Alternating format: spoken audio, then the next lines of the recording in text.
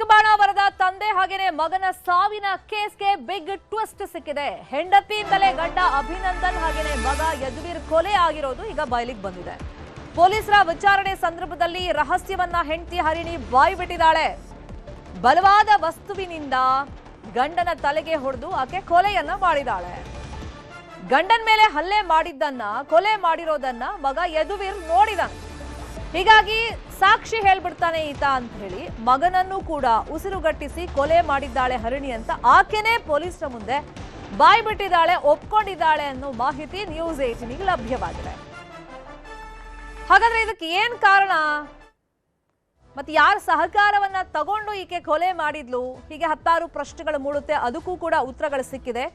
ಅಂದ್ರೆ ಈ ಗಂಡ ಮತ್ತೆ ಮಗ ಸಾವನ್ನಪ್ಪಿದ್ದಾರೆ ಅಂತ ಗೊತ್ತಾದಾಗ ಈ ಐನಾತಿ ಸಾಕಷ್ಟು ನಾಟಕ ಮಾಡಿದ್ಲು, ಇಲ್ಲ ಅಂತಲ್ಲ.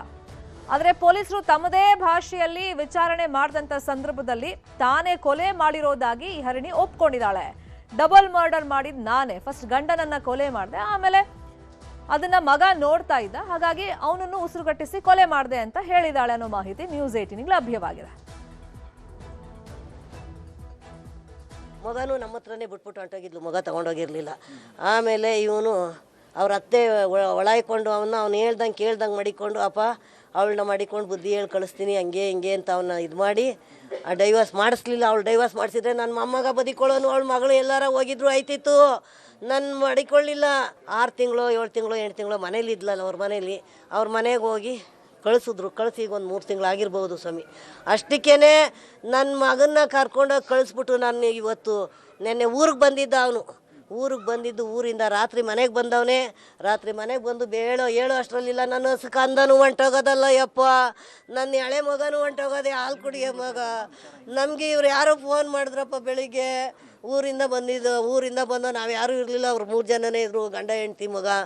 ಅವರು ಬೇರೆ ಕಡೆ ಎಲ್ಲ ಏನೇನೋ ಲಿಂಕ್ ಇತ್ತು. ಅವಳು ಹೊಟ್ಟೋಗಿದ್ರೆ ಆಯ್ತಿತ್ತು.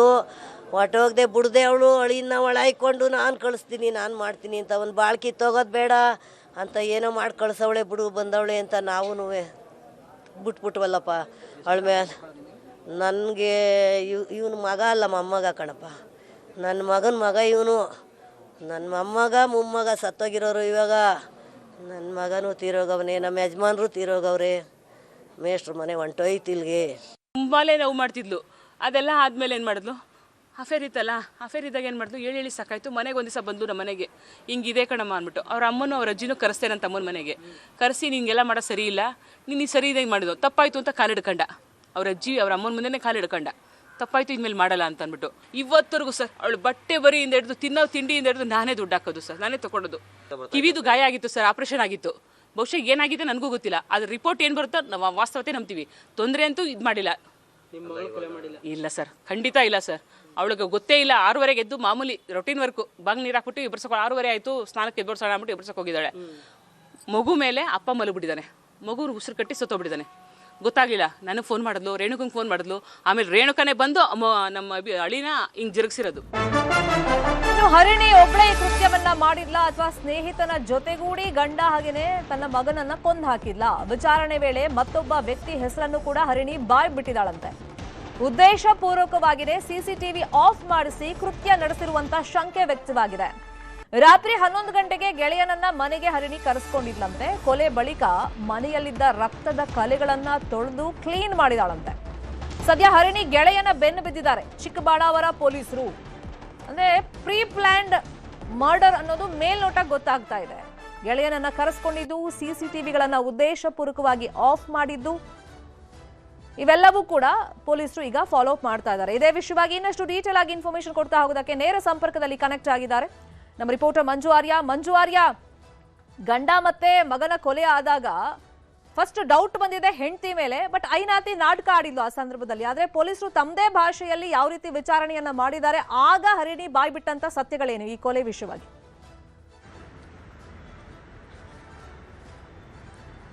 ಶರ್ಮಿತಾ, ನಿನ್ನೆ ಬೆಳಿಗ್ಗೆ 7:00 ಚಿಕ್ಕಬಳ್ಳಾಪುರ ಪೊಲೀಸ್ ಸ್ಟೇಷನ್ ಕರೆ ಮಾಡ್ತಾಳೆ. ಕರೆ ಮಾಡಿರುವಂತ ಹರಿಣಿ ತನ್ನ ಮನೆಯಲ್ಲಿ ಮಗ ಮತ್ತು ತನ್ನ ಗಂಡ ಇಬ್ಬರು ಕೂಡ ಅನುಮಾನಾಸ್ಪದ ರೀತಿಯಲ್ಲಿ ಸಾವಾಗಿದ್ದಾರೆ ಅನ್ನುವಂಥ ಒಂದು ವಿಚಾರವನ್ನು ತಿಳಿಸ್ತಾಳೆ.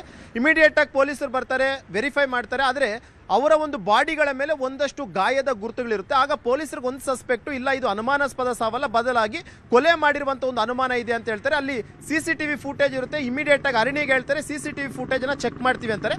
ಆದ್ರೆ ಅರಣ್ಯ ಅದಕ್ಕೆ CCTV ವರ್ಕ್ ಆಗ್ತಿಲ್ಲ ಅನ್ನುವಂಥ ಒಂದು ವಿಚಾರವನ್ನು ಹೇಳ್ತಾರೆ. ಯಾವಾಗ್ಲಿಂದ ವರ್ಕ್ ಆಗ್ತಿಲ್ಲ ಅಂತಂದ್ರೆ ಭಾನುವಾರ ರಾತ್ರಿ 11 ಗಂಟೆಯಿಂದಲೂ CCTV ವರ್ಕ್ ಆಗ್ತಿಲ್ಲ ಅನ್ನೋ ವಿಚಾರ ಗೊತ್ತಾಗುತ್ತೆ. ಆಗ ಪೊಲೀಸರಿಗೆ ಮೊದಲನೇದಾಗಿ ಒಂದು ಸಸ್ಪೆಕ್ಟ್ ಅಂತ ನೋಡ್ತಾರೆ. ಬಹುತೇಕ ಈ ಒಂದು ಕೊಲೆಯನ್ನ ಹರಣಿ ಮಾಡಿರಬಹುದು ಅಥವಾ ಹರಣಿ ಯಾರಿಗಾದ್ರೂ ಸುಪಾರಿ ಕೊಟ್ಟು ಮಾಡಿಸಿರಬಹುದು ಅನ್ನೋದು ಒಂದು ಅನುಮಾನ ಇರುತ್ತೆ. ಆದ್ರೆ ಹರಣಿ ಆಗಿರ್ಬೋದು, ಹರಣಿ ಕುಟುಂಬಸ್ಥರು ಇದಕ್ಕೆ ಯಾವುದಕ್ಕೂ ಕೂಡ ವಿರೋಧವನ್ನ ಮಾಡ್ತಿರ್ತಾರೆ. ಇಲ್ಲ, ಗಂಡನಿಗೆ ಹಿಂದೆಯೂ ಕೂಡ 2 ಬಾರಿ ಹೃದಯಾಘಾತ ಆಗಿತ್ತು. ಬಹುತೇಕ ರಾತ್ರಿ ಮಗನ ಜೊತೆ ಮಲಗಿದ್ದಂಥ ವೇಳೆಯಲ್ಲಿ ಹೃದಯಾಘಾತ ಆದಂಥ ವೇಳೆಯಲ್ಲಿ ಆತ ನರಳುವಂತಹ ಸಂದರ್ಭದಲ್ಲಿ ಮಗನ ಮೇಲೆ ಬಿದ್ದು ಮಗ ಉಸಿರುಗಟ್ಟು ಸತ್ತಿದ್ದಾನೆ, ಆತ ಹೃದಯಾಘಾತನ ಸತ್ತಿದ್ದಾನೆ ಅನ್ನೋ ಒಂದು ಸ್ಕ್ರಿಪ್ಟ್ ಅನ್ನು ಅವ್ರು ಪ್ಲೇ ಮಾಡ್ತಾರೆ. ಆದ್ರೆ ಪೊಲೀಸರಿಗೆ ಎಲ್ಲೋ ಒಂದು ರೀತಿ ಡೌಟ್ ಅನ್ನುವಂಥದ್ದು ಇದ್ದೇ ಇರುತ್ತೆ. ಮರಣೋತ್ತರ ಪರೀಕ್ಷೆಗೆ ಇಮಿಡಿಯೇಟ್ ಆಗಿ ಬಾಡಿಗಳನ್ನ ಮೂವ್ ಮಾಡಿಬಿಟ್ಟು ಪೊಲೀಸರು ತಮ್ಮದೇ ಆದಂಥ ಶೈಲಿಯಲ್ಲಿ ಇಂಟ್ರಾಗೇಷನ್ ಅನ್ನು ಶುರು ಮಾಡ್ತಾರೆ. ಹರಣಿಯನ್ನ ರಾತ್ರಿ ಇಡೀ ಕೂಡ ಇಂಟ್ರಾಗೇಷನ್ ಮಾಡಿದಂಥ ವೇಳೆಯಲ್ಲಿ ರಾತ್ರಿ ಆಕೆ ಹೇಳಿರುವಂತಹದ್ದು, ಹೌದು ತನ್ನ ಗೆಳೆಯನ ಜೊತೆಗೂಡಿ ನಾನೇ ಕೊಲೆಯನ್ನ ಮಾಡಿದ್ದೀನಿ ಅನ್ನುವಂಥ ಒಂದು ವಿಚಾರವನ್ನ ಆಕೆ ಬಾಯ್ಬಿಟ್ಟಿರುವಂತದ್ದು. ಆದ್ರೆ ಯಾವ ಒಂದು ಉದ್ದೇಶಕ್ಕೋಸ್ಕರ ಗಂಡನನ್ನ ಮತ್ತು ಮಗುವನ್ನ ಕೊಲೆ ಮಾಡಿದೆ ಅನ್ನುವಂಥದ್ದನ್ನ ಸದ್ಯಕ್ಕೆ ಈಗಾಗಲೇ ಚಿಕ್ಕಬಾಣಾವರ ಪೊಲೀಸರು ಇಂಟ್ರಾಗೇಷನ್ ಅನ್ನ ಮಾಡ್ತಿದ್ದಾರೆ. ಇಲ್ಲಿ ಮೇನ್ ಆಗಿ ಏನಂತಂದ್ರೆ ಅಭಿನಂದನ್ ಏನಿದ್ದಾನೆ ಈತನನ್ನ ಮೊದಲನೇದಾಗಿ ಕೊಲೆಯನ್ನ ಮಾಡ್ತಾರೆ. ರಾತ್ರಿ 10 ಗಂಟೆ ವೇಳೆಗೆ ಅಭಿನಂದನ್ ತನ್ನ ಮಗನ ಜೊತೆ ಬೇರೊಂದು ರೂಮ್ ನಲ್ಲಿ ಮಲಗಿರ್ತಾನೆ. ಈ ಹರಣಿ ಮಾತ್ರ ಇನ್ನೊಂದು ರೂಮ್ ನಲ್ಲಿ ಮಲಗಿರ್ತಾರೆ. 11 ಗಂಟೆ ವೇಳೆಗೆ CCTV ಆಫ್ ಮಾಡಿದಂತ ಹರಣಿ ತನ್ನ ಗೆಳೆಯನನ್ನ ಮನೆಗೆ ಕರ್ಸ್ಕೊಂತಾರೆ. ಮನೆಗೆ ಕರ್ಸ್ಕೊಂಡಿದ್ದಾದಂಥ ಬಳಿಕ ಅಭಿನಂದನನ್ನ ಮೊದಲನೇದಾಗಿ ಬಲವಾದಂಥ ಆಯುಧದಿಂದ ಹೊಡೆದು ಆತನನ್ನ ಕೊಲೆ ಮಾಡ್ತಾರೆ. ಆ ಒಂದು ಸಂದರ್ಭದ ಆತ ಕಿರುಚುವಂಥ ಶಬ್ದವನ್ನ ಕೇಳ್ಕೊಂಡು ತನ್ನ 5 ವರ್ಷದ ಮಗ ಎದ್ದು ನೋಡ್ತಾನೆ. ಮಗ ನೋಡ್ನಲ್ಲ, ನಾಳೆ ದಿನ ಪೊಲೀಸರಿಗೆ ಹೇಳ್ಬಹುದು ಅನ್ನೋ ಒಂದು ಕಾರಣಕ್ಕೋಸ್ಕರ ಮಗನನ್ನ ಉಸಿರುಗಟ್ಟಿಸಿ ಸಾಯಿಸಿದರೆ. ಈ 2 ಕೊಲೆಗಳಾದಂಥ ಬಳಿಕ ಅರಣಿ ರೂಮ್ ನಲ್ಲಿ ಮಲಗಿದ್ರೆ ಆತ ಗೆಳೆಯ ಮಾತ್ರ ನಾಪತ್ತೆಯಾಗಿದ್ದಾನೆ. ಸದ್ಯಕ್ಕೆ ಅರಣಿಯನ್ನ ಬಂಧಿಸಿರುವಂಥ ಪೊಲೀಸರು ಆತನ ಗೆಳೆಯನಿಗೋಸ್ಕರ ತೀವ್ರ ಹುಡುಕಾಟವನ್ನ ಮಾಡ್ತಾರೆ. ಆತ ಸಿಕ್ಕಂತ ಬಳಿಕ ಕೊಲೆಗೆ ನಿಖರವಾದಂತ ಕಾರಣ ಏನು ಅನ್ನುವಂಥದ್ದು ಗೊತ್ತಾಗುತ್ತೆ. ಶರ್ಮಿತಾ, ಫಾಲೋ ಅಪ್ ಮಾಡೋ ಸುದ್ದಿನ ಥ್ಯಾಂಕ್ ಯು.